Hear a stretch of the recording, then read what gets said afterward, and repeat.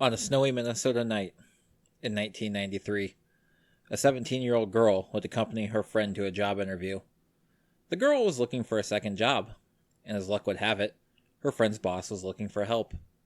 The cold, snowy night would soon turn even colder, though, as the young girl would never return home, nor would she ever be seen again. This is Midwest Mystery Files, Episode 8, The Disappearance of Hang Lee. Hello everyone, and welcome to Midwest Mystery Files. I'm your host Jeremiah, with just a few quick things before we start. Midwest Mystery Files is a bi-weekly true crime podcast focused on unsolved missing and murdered cases within the Midwestern region of the United States. I can be found on Spotify, Apple Podcasts, iHeartRadio, Stitcher, Amazon Music, Audible, Google Podcasts, and all other major podcast platforms. Now, without further delay, on to today's episode. Hang Lee, who was one of 13 children, was born October 9th, 1975, to Laotian refugees. When she was just a young girl, her family moved from a refugee camp in Laos to St. Paul, Minnesota. St. Paul and its sister city, Minneapolis, make up what is known as the Twin Cities, and it's here where the Lee family was residing in January of 1993 when a tragedy would befall the family. At this time, Hang was a senior at Highland High School in St. Paul, who had intentions to attend the University of Minnesota after her graduation in the spring. She loved reading and wanted to become a writer. She worked as a cashier at the Wong restaurant on Rice Street, where she had worked since she was 13. Hang has been noticed as being a good employee and having a great relationship with the owner, even getting her brother Kua a job as a dishwasher once he was old enough. Hang, however, was looking to make a little extra money and was in the market for a second job. It was on January 12th, 1993, that opportunity for a second job would seemingly arise. In the early hours of that evening, the phone would ring at the Lee residence, and 15-year-old Kua would answer to find a friend of Hang's on the other end. 18-year-old Kia Lee, who went by Nikki, and was no relation to Hang, informed Hang that she had been able to line up an interview with Nikki's boss. The interview, however, would have to take place that night. Hang agreed to this, and after calling her current boss Eileen Lee, also no relation, to inform her that she had an interview for a second job and would not be in that night, she left the family's apartment somewhere around 6 or 7 p.m. Kua would report that he locked the door behind her, but before leaving, she turned around with a concerned look on her face and instructed Kua, "If I don't come back, come and look for me." This statement has always been a bit ominous. A few reports state that Hang was suspicious of Nikki, but offer no further elaboration. It was also snowing that night, so one could theorize that maybe she was worried about getting caught in the storm and not making it home. Kua went to sleep at about 10 p.m. that night, and then woke up around 1 a.m. Instantly, he felt something was amiss. Generally, after being gone at night, Hang usually knocked on the front door when she got home and her brother would let her in. This night, however, a knock never came. Kua would then get out of bed and look out the window. He would tell the Twin Cities Pioneer Press in 2014, "The snow was coming down pretty hard, and I didn't see footprints from the parking lot. I got up just to see if I missed her or if she was going to be on her way.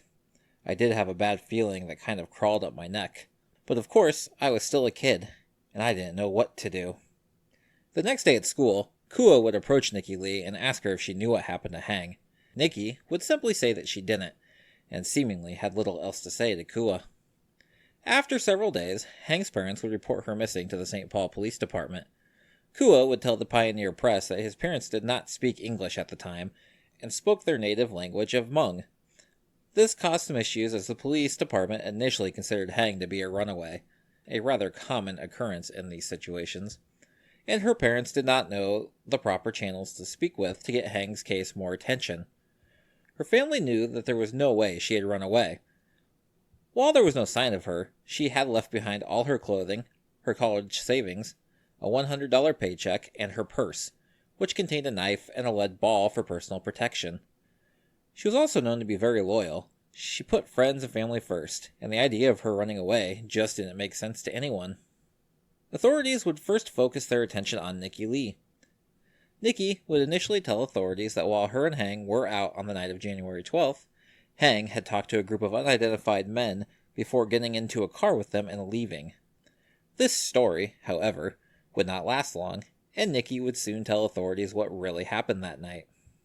Nikki would tell authorities that her boss, 30-year-old Mark Wallace, who owned a small painting company located on Iroquois Avenue in St. Paul, asked Nikki if she had any friends who were looking for work. Nikki instantly thought of Hang and recommended her to Wallace.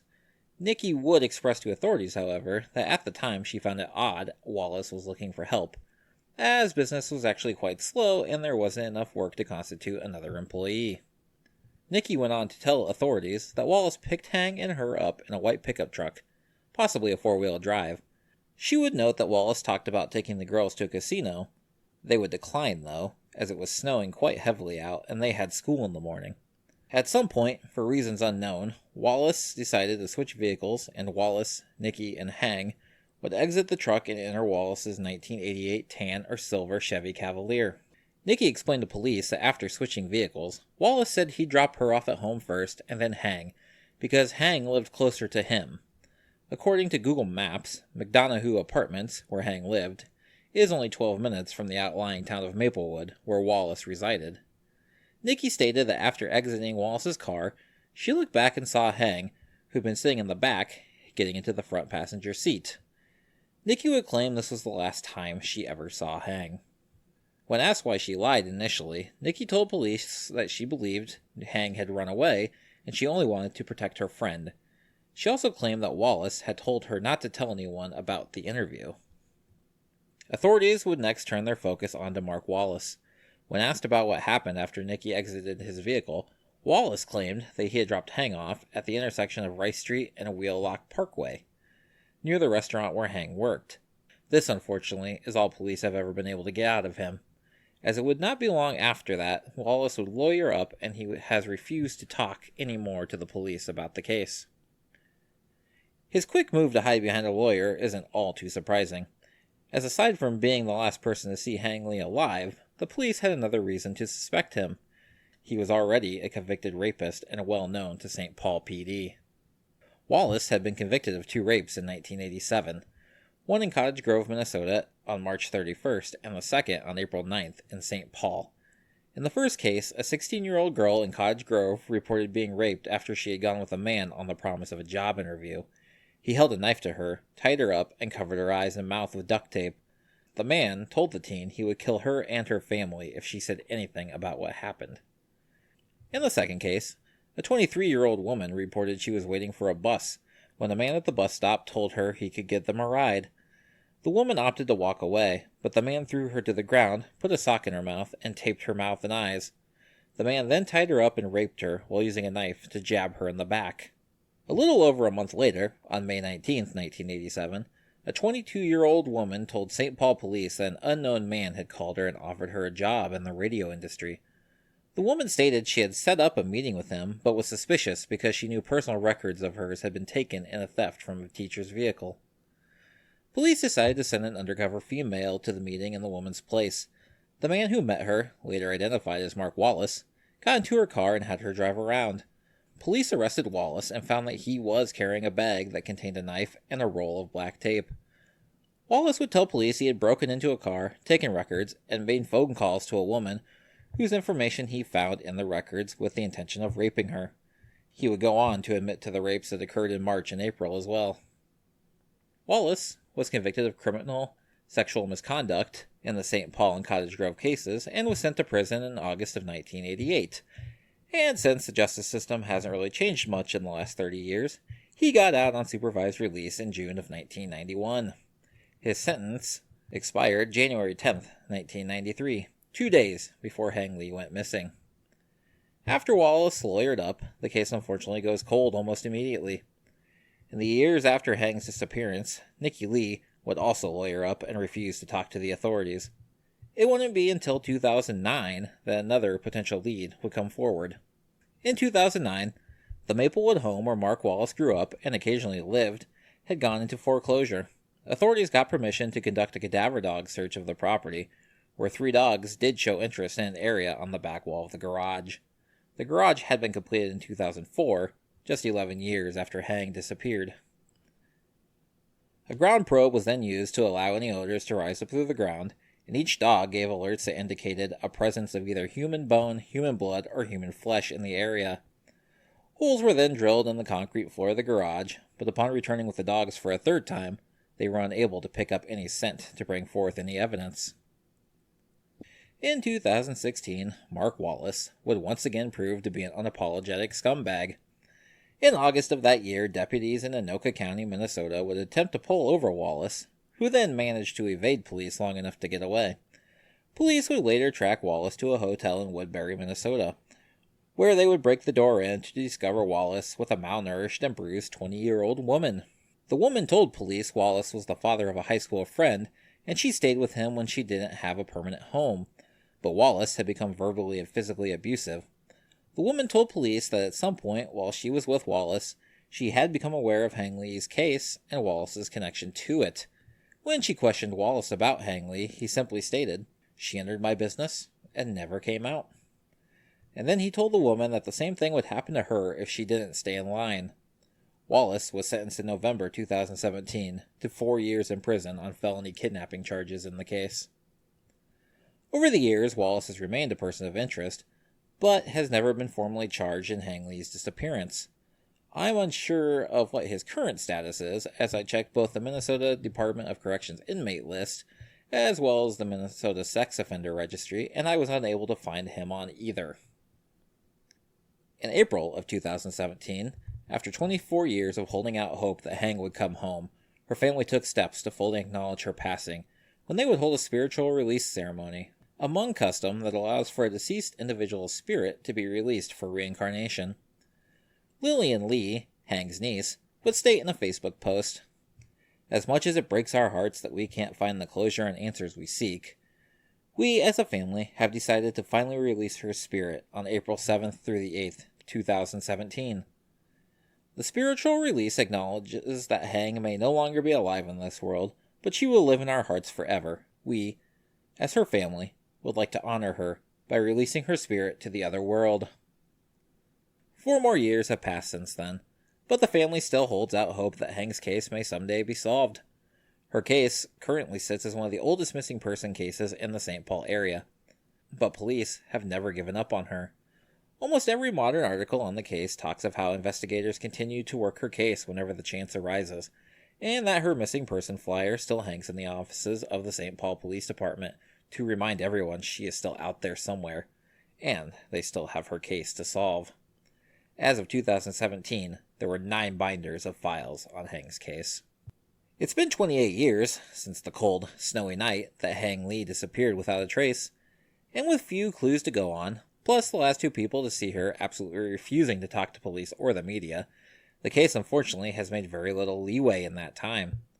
From what we do know about her disappearance, there's really only ever been one theory that has persisted: that Mark Wallace, the last known person to see Hang Lee, is responsible for Hang Lee's disappearance.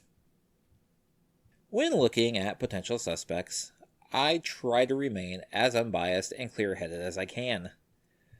To say that has been almost impossible in this case would be an understatement. Luckily, I'm not too concerned about besmirching Wallace's good name, so let's take a look at what has already been publicly made known about him. Prior to Hang's disappearance, Wallace had already been convicted of 2 extremely heinous rapes, one being a 16-year-old girl, with clear intentions of a third. With the 16-year-old girl, and his attempted third victim, he lured them to him under the guise of a job interview, the very thing that Hang Lee was meeting with him for. Next, he only answers basically one question for police, and then immediately lawyers up. To be fair, though, if I had already been convicted of a crime, and was now being looked at for a similar crime, I would probably lawyer up too, regardless of if I committed the crime or not. Years later, in 2016, he is found holding an abused woman against her will, to whom he allegedly made some strong hints that he had murdered Hang. It should also be noted that checking his records on the Minnesota court's website shows that he has had other domestic abuse charges, as well as violations of no-contact orders. It certainly all looks like a clean-cut case on paper, but despite my own personal feelings, it still comes down to the difference between knowing and proving. I'm sure St. Paul police feel very strongly they know Wallace is guilty. But if they had that one final piece to prove beyond a reasonable doubt he was guilty, they would have arrested and charged him by now. Sure, he was the last guy to see Hang. However, nobody truly knows what happened after the two dropped off Nikki Lee. I've always wondered if police were ever able to look at Wallace's vehicle, most specifically the Cavalier. If they have, it's never been made publicly known, and I can't imagine that Wallace would willingly allow it. And there doesn't appear to be any trace that a warrant was filed to check them either. You then have to look at the statements he made to the young woman he was holding captive in 2016. While the woman said he told her that Hang entered his business and never came out, and that he would do the same thing to her if she didn't comply with him, these statements were never heard by police and only told to them after the fact. This unfortunately only makes them circumstantial evidence at best. It's also hard not to cast some suspicion on Nikki Lee.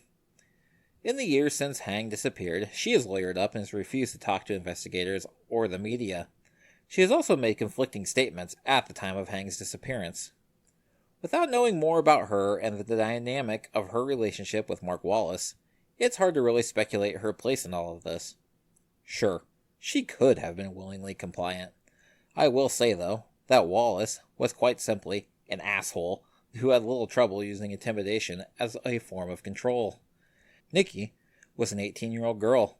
I don't think it's too out of the question that Wallace could have possibly used threats and intimidation to simply coerce her to get Hang to him and then keep her quiet. It wouldn't be that hard to believe that she simply lied out of fear for her own life. Her lawyering up could simply be because she feared being implicated in the disappearance itself. Of course, that doesn't excuse her behavior now. She's long past being under Wallace's control and could easily come forward and talk, but it's hard to say what her reasons are. There's not much publicly available on Hang Lee. From what I've been able to find, though, it seems that she was a funny, respectable, hardworking, loyal, and smart, yet sometimes naive, young woman with ambitions to continue her education beyond high school.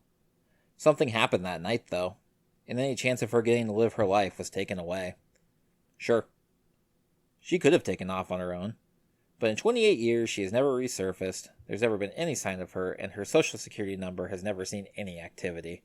If she did disappear on her own accord, she certainly did a mighty good job of it. Hang Lee was last seen January 12, 1993. At the time of her disappearance, she was 5 feet tall and weighed 90 pounds. She was wearing a lightweight black leather jacket, a black t-shirt with Skid Row written on the back, black jeans or slacks, sneakers, and several pieces of jewelry, including 2 silver bracelets. Hang is an Asian female of Laotian or Hmong descent and speaks both English and Hmong. Her bangs were dyed red at the time of her disappearance. If alive today, she would be 45 years old. There is currently an age-progressed photo of Hang that is progressed to age 36. I will post that photo on social media. If you have any information on the disappearance of Hang Lee, please contact the St. Louis Police Department at 651-291-1111. If you're looking for any additional information, there are several articles available from various Minnesota news publications, as well as a handful of other podcasts. I encourage you to share this podcast, as well as any other sources you choose to look at. The more people who are aware of Hang's case, the more likely she and her family can see justice done. If you'd like to let me know what you think happened, or have questions, comments, or case suggestions, you can find me on Instagram at Midwest Mystery Files, with an underscore before and after mystery, Twitter at Files Midwest, or you can search for Midwest Mystery Files on Facebook. You can also email me at midwestmysteryfilespod@gmail.com. If you're listening on Apple Podcasts and you like what you hear, feel free to leave a rating and review. This helps make the podcast more visible in searches and helps bring more attention to these cases. Thank you to everyone who has done so already. I also want to take a second to note that I apologize if anybody was wondering where last week's case was. If you're not on social media and didn't see my post, the week before, I simply had a hectic week and did not get a chance to write the script for this case, and I wanted everything to make sense. So I went ahead and just waited another week to release. So thank you for your patience, and hopefully you came back and are still here after that. I also want to make note that I, this week, have reached 1,500 downloads, so I want to thank everybody who's been listening and constantly returning to listen and tuning back in. If that continues to grow and listenership grows, I do believe that possibly after episode 10, I think I might go ahead and start up a Patreon. I'm still working the kinks out on that, but be looking out for that if you'd like to contribute to the show in the future. I may also, because I'd like to know what you guys think, maybe after episode 10 or so, I might try to do a Q&A, either on Facebook or Instagram. I haven't decided yet. Just thank you, everyone, for listening. I don't know if I've said that enough yet. And take care, everyone, and I will see you all in 2 weeks.